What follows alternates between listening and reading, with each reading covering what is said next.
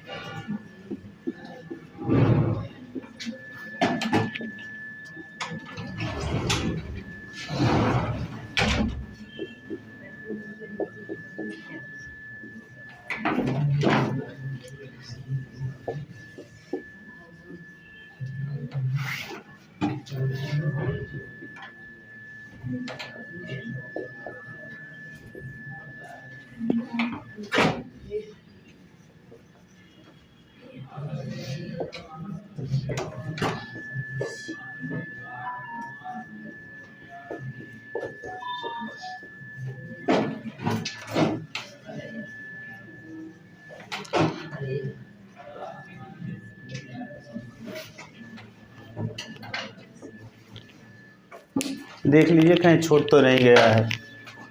सही है? एक बार वाचन कर लीजिए आप लोग। हरि हरि हरया हरिम हरि हरि हरिणा हरिभ्याम हरिभिः हरये हरिभ्याम हरिभ्यः हरे हरिभ्याम हरिभ्यः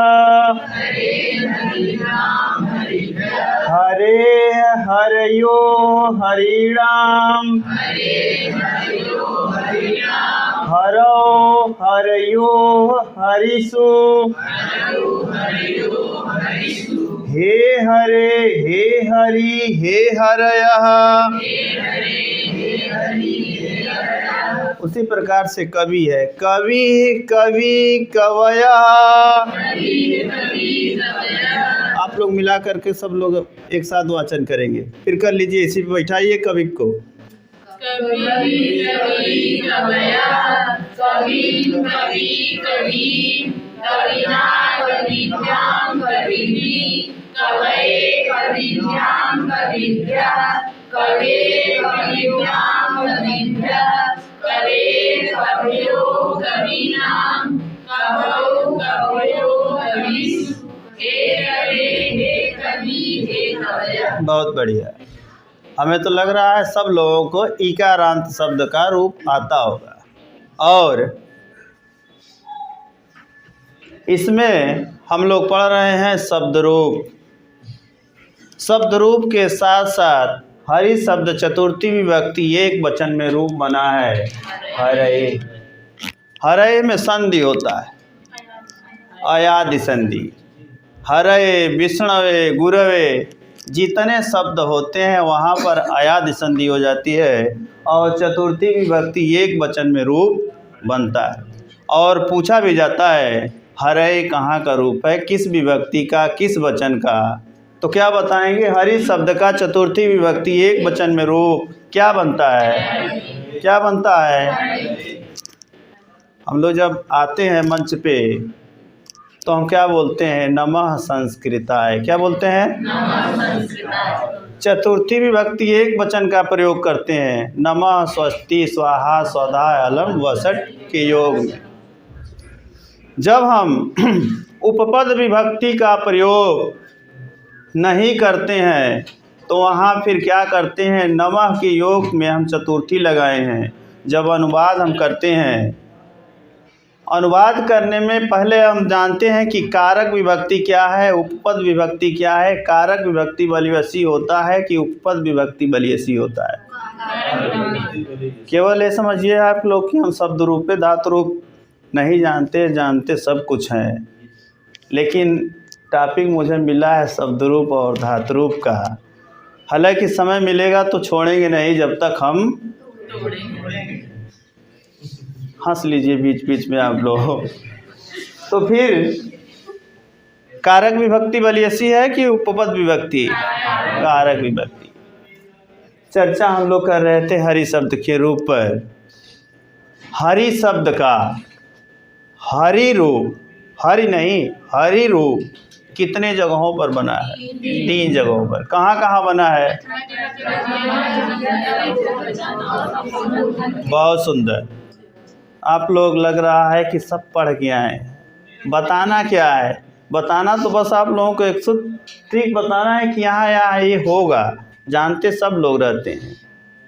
और ये चीज़ आपको जब परीक्षा में आप बैठेंगे तो आपको आभास होगा कि हम कमरे पे तो नहीं पढ़ते थे। कुछ लोग हमसे कहते थे जब हम अपने गुरुजी के यहाँ पढ़ाते थे, हम कमरे पे पढ़ते नहीं हैं, लेकिन आपके क्लास में बैठे बैठे हंसते हंसते मुझे लगता है कि हमें याद हो गया।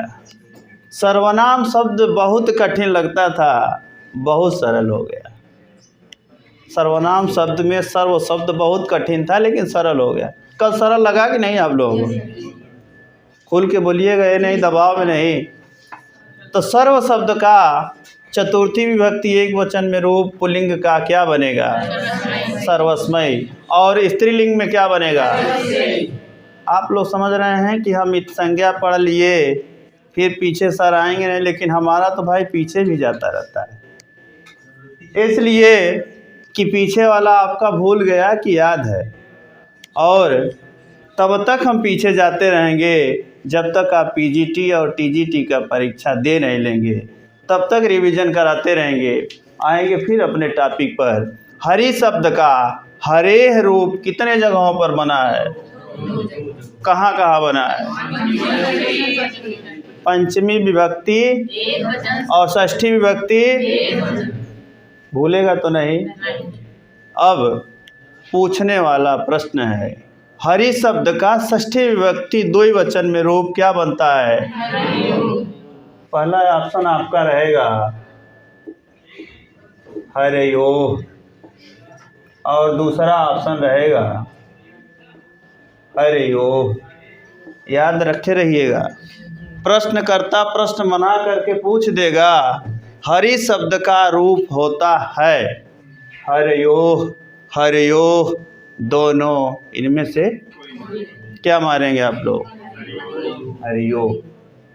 प्रश्न कैसा लगा मेरा? क्या हुआ? अच्छा नहीं दिख रहा है। कवि का इसी तरह से चल रहा है, लेकिन कवयो बनेगा ना। हाँ, कवयो बनेगा। फिर उसके बाद क्या बनेगा वो भी वही बता। यही बनेगा।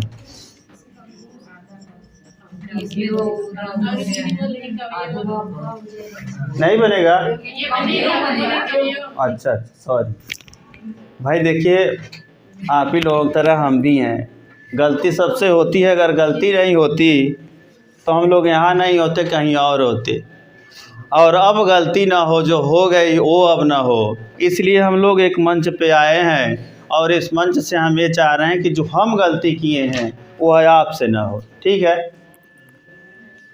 हम सुन नहीं पाए, हमारे दिमाग में चल रहा था कव्यो, लेकिन हम सुन नहीं पाए थे। आगे देखेंगे। अब हरि शब्द का कल चर्चा हम लोग कर रहे थे कि यहाँ जो रूप बनता है तृतीया चतुर्थी पंचमी द्विवचन का, सेम वही बनता है हरिभ्याम हरिभ्याम हरिभ्याम।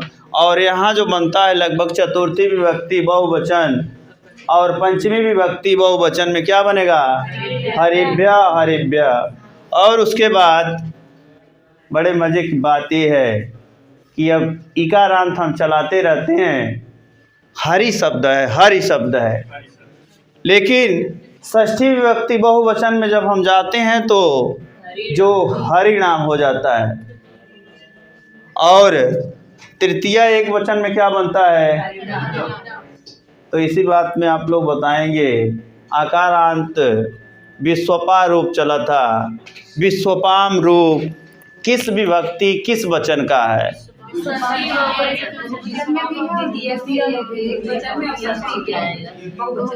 प्रश्न हमारा सुन लीजिएगा, क्या पूछ रहे हैं। विश्वपाम दो जगह बना है, द्वितीय विभक्ति। इसी तरह से हम लोग हाहा पे भी चर्चा किए थे। हाहा रूप कितने जगह बना है? कहाँ कहाँ बना है?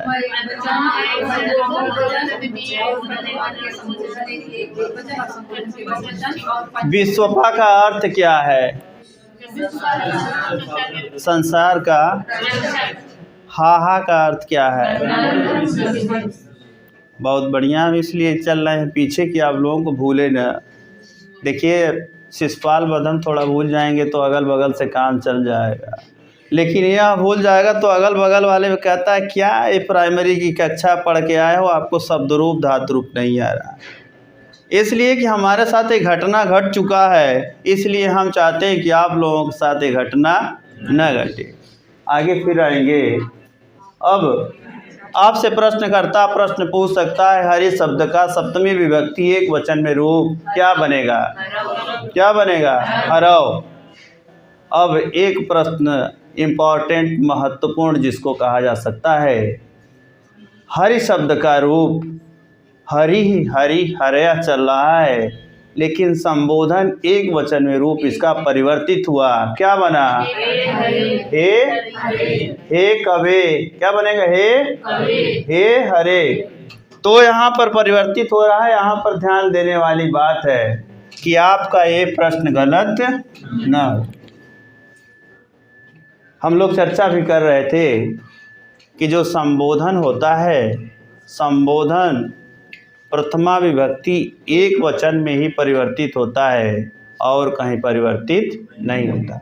लेकिन रेयर केस में कभी कभी ऐसे जगहों पर भी देखा जाता है कि संबोधन परिवर्तित नहीं होता है। ठीक है? तो आज हम लोग हरि शब्द पे चर्चा कर रहे हैं। हरि शब्द का द्वितीय विभक्ति बहुवचन में रूप क्या बनेगा? न में हलंत होगा कि नहीं होगा? अब बचा ही क्या? कल के क्लास में हम लोग चर्चा कर रहे थे, जहाँ पर स है ठीक है, तो हम लोग स का प्रयोग किस लहजा में कर रहे थे, किस तरह से कर रहे, किसको देख करके कर रहे थे? इसके पूर्व वर्ण जो था, पहले वाला वर्ण था, उसमें या तो ई हो, या तो ए हो, या तो वो हो, उसके बाद हम मूर्धन्य सकार का प्रयोग करेंगे। और इसके पूर्व अगर अ हो, आ हो, तो हम दंत सकार का प्रयोग करेंगे। कल हम लोग बताए भी थे कि सर्व शब्द का पुल्लिंग रूप सप्तमी विभक्ति बहुवचन में सर्वेषु बन रहा था और स्त्रीलिंग में सर्वास बन रहा था। उदाहरण आया कि नहीं सामने आपके? भूलेगा तो नहीं? हंस लीजिए फिर से, आप लोग हंसते रहिए, पढ़ते रहिए। अब आपसे प्रश्नकर्ता प्रश्न बना सकता है, क्या बना सकता है? अभी यहाँ से क्या बनाएगा ये बताइए। कुछ पूछने लायक बचा है? अब तो जितना पूछेगा आप लोग बता लेंगे। बस यही कंफ्यूजन ना हो, हरियो अगर हाँ, एक कंफ्यूजन वाला प्रश्न को आप अपने ध्यान में बैठाए रखिए। अब हम लोग चर्चा किए हरि शब्द पे, उसके बाद 1 से लेकर 100 तक हम लोग टीजीटी में गिनती आता है। लेकिन आप प्रवक्ता होने के कारण, पीजीटी देने के कारण, यूजीसी देने के कारण आपसे प्रश्नकर्ता केवल इतने पूछेगा, त्रि शब्द का रूप किस लिंग में चलता है और किस वचन में चलता है। त्रि शब्द का तीनों लिंगों में चलेगा और केवल बाय केवल बहुवचन में चलेगा। और 3 से लेकर 18 तक रूप बहुवचन में चलेंगे और 18 से लेकर 99 तक रूप किस में चलेंगे? स्त्रीलिंग में चलेंगे, एक वचन में चलेंगे। ठीक है, तो त्रि शब्द के बारे में आज आप लोग कहिए तो चर्चा कर लिया जाए। कम से कम 5 गिनती। सबसे पहले हम प्रारंभ करेंगे एक शब्द। एक का तीनों लिंगों में रूप चलेगा कि नहीं चलेगा? चलेगा। लेकिन एक वचन, द्विवचन, बहुवचन तीनों में चलेगा कि नहीं? केवल बाय केवल एक वचन में। 2 का रूप केवल, लेकिन 3 का रूप केवल बहुवचन। तो 1 का रूप हमें लग रहा है सबको याद होगा, वाचन कर लिया जाए। स्त्रीलिंग, पुल्लिंग, नपुंसक लिंग तीनों में।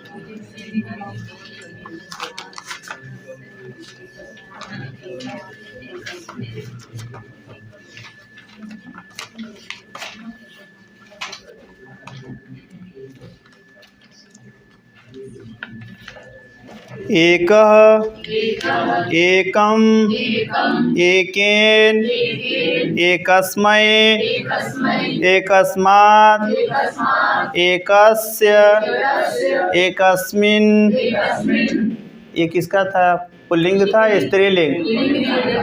हम सोचे आप लोगों को वाचन करा दिए, पते नहीं चला कि स्त्रीलिंग है कि पुल्लिंग कि नपुंसक लिंग है। एकम शुरू नहीं हुआ ना, एक से जब शुरू हुआ एकह।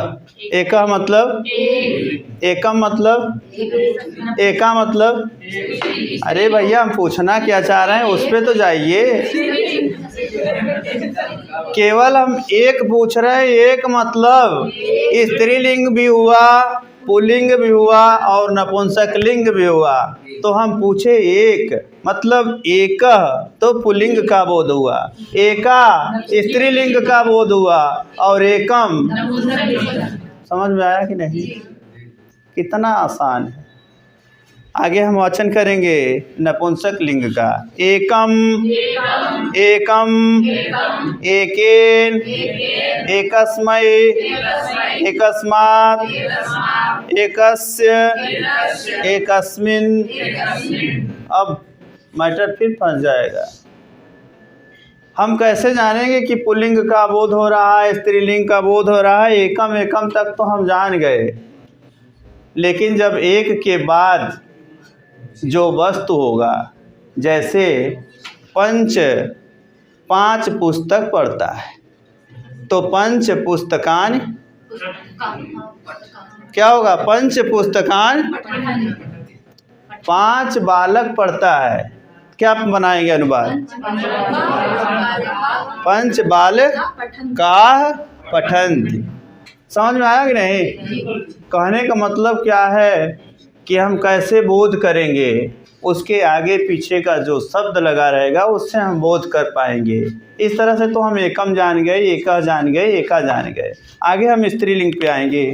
एका, एकम, एकया, एकस्यै, एकस्या, एकस्या, एकस्याम। अब देखिए याम वाला शब्द छोड़ेंगे नहीं जब तक हम तोड़ेंगे क्या? स्त्रीलिंग में सप्तमी विभक्ति एक वचन में रूप याम ही बनता है। आप लोग देखिएगा रमायाम, बालिकायाम, एकायाम, देखिए यहाँ भी आ गया सर्वस्याम। बहुत बढ़िया। आगे आएंगे 2 शब्द पे, समय तो नहीं हो गया ओवर। 2 शब्द का देखेंगे, 2 का तो 2 का पुल्लिंग और स्त्रीलिंग में थोड़ा सा अंतर है, लेकिन नपुंसक लिंग में सेम जो स्त्रीलिंग में बनता है वही शब्द नपुंसक लिंग में। देख लीजिए नहीं तो फिर भूल जाएंगे। ये द्वौ और ये यही देख रहे थे कि आप लोग समझ पा रहे हैं कि नहीं। हम केवल दौ लिखे थे, द्वौ नहीं। तो ये पुल्लिंग के अंतर्गत आएगा और ये स्त्रीलिंग। और आगे देख लीजिए द्वौ, द्वौ, द्वाभ्याम, द्वाभ्याम, द्वाभ्याम, द्वयोः, द्वयोः। हो गया। बहुत जल्दी हम लोग याद कर ले रहे हैं भाई, पहले पढ़े हुए हैं क्या? आगे फिर देखेंगे स्त्रीलिंग में द्वे, द्वे, द्वाभ्याम, द्वाभ्याम, द्वाभ्याम, द्वयोः, द्वयोः। पंडित जी लोग कराते हैं जब कथा वथा बाँचते हैं तो जजमान हम आगे आगे बोलेंगे, तुम पीछे पीछे। देखिए तो कार्टून भी आता है, मोबाइल में देखे होंगे। तो जजमान के साथ साथ जो पंडित जी रहते हैं, पंडित जी कहते हैं हम ऐसे कथा कहेंगे तो कथा जजमान की हम भी ऐसे कथा कहेंगे, भैया वैसे मेरे साथ मत करिएगा। आगे हम लोग फिर आएंगे 3 पे। तो 3 का तीनों लिंगों में रूप चलेगा। पुल्लिंग में हम पहले वाचन करेंगे त्रयः, त्रीन्, त्रिभिः, त्रिभ्यः, त्रिभ्यः, त्रयाणां, त्रिषु। समझ में आया कि नहीं? पुल्लिंग था क्या? स्त्रीलिंग, पुल्लिंग। आगे हम लोग देखेंगे स्त्रीलिंग नपुंसक लिंग में त्रीणि, त्रीणि। अब क्या बोलेंगे? त्रिभि। पुल्लिंग वाला आ गया। फिर त्रिभि, त्रिभ्यः, त्रिभ्यः, त्रयाणां, त्रिषु। अब बचा कौन? भैया महान लोग होते हैं। आगे देखेंगे महान लोगों को पहले कहना चाहिए, लेकिन हम बाद में कह रहे हैं इसलिए कि हमारे जो भारत की परंपरा है वो देखिए भले आगे इन लोगों को किया गया, लेकिन बाद में लोग स्वीकार किए, कोई बात नहीं, हम रहेंगे पीछे पीछे ही। आगे देखेंगे त्रिस्रा, तीसरा, त्रिशिभि, त्रिशिभ्यः, त्रिशिभ्यः, त्रिशिभ्यः, त्रिशिणि। 4 बार हो गया क्या? अच्छा ठीक है। त्रिशिणाम, त्रिषु। क्या? त्रिषु। 4 बार कहने का मतलब आप लोग नहीं समझ पाएंगे क्यों बोले। एक बार अधिक कर लिए कि भाई उन लोगों का महत्व थोड़ा अधिक था। आप लोग क्या समझ रहे हैं कि मैं ज़्यादा कर दिए? नहीं, ऐसा कुछ नहीं था। आगे हम लोग देखेंगे 4 को। 4 आगे आया है, आपके सिलेबस पाठ्यक्रम में है। तो 4 का पुल्लिंग रूप देखेंगे चत्वारः चतुरः चतुर्भिः चतुर्भ्यः चतुर्भ्यः चतुराणां चतुर्षु नपुंसकलिंग चत्वारि चत्वारि चतुर्भिः चतुर्भ्यः चतुर्भ्यः चतुराणां चतुर्षु। अच्छा गलत हो जा रहा है क्या? चतुर्णाम, इसीलिए हम बोल रहे हैं गलत कि आप लोग उसको सही करिए। आप लोग क्या समझ रहे हैं कि मैं बोल नहीं पाता हूँ? बोलता मैं सही हूँ, केवल आप लोगों को भुलवा रहे थे। चतुर्णाम नहीं बोल पाएंगे? अरे गजब हैं आप लोग, वो तो मजाक कर रहे थे। आगे देखेंगे चतस्र चतस्र चतस्रिभिः चतस्रिभ्यः चतस्रिभ्यः चतस्रीणां चतस्रीषु। सही है। देखिए हम भुलाए नहीं इसमें, इसीलिए कह रहे थे कि बीच बीच में आप लोग पकड़ा करिए। गलती हमारा अगर आप लोग पकड़ लिए तो समझ लीजिए कि आयोग कहाँ जाएगा भाग। हमें लग रहा है क्लास, सर लोगों का इशारा हो रहा है कि क्लास ओवर हो गया, और हंसने हंसाने की दुनिया में थोड़ा सा आप लोग आते हैं, हमें लग रहा है मूड फ्रेश हो जाता होगा आप लोगों का। कैसा लगा मेरा क्लास? सर्वे भवन्तु सुखिनः सर्वे सन्तु निरामया सर्वे भद्राणि पश्यन्तु मा कश्चित्। शांति शांति शांति।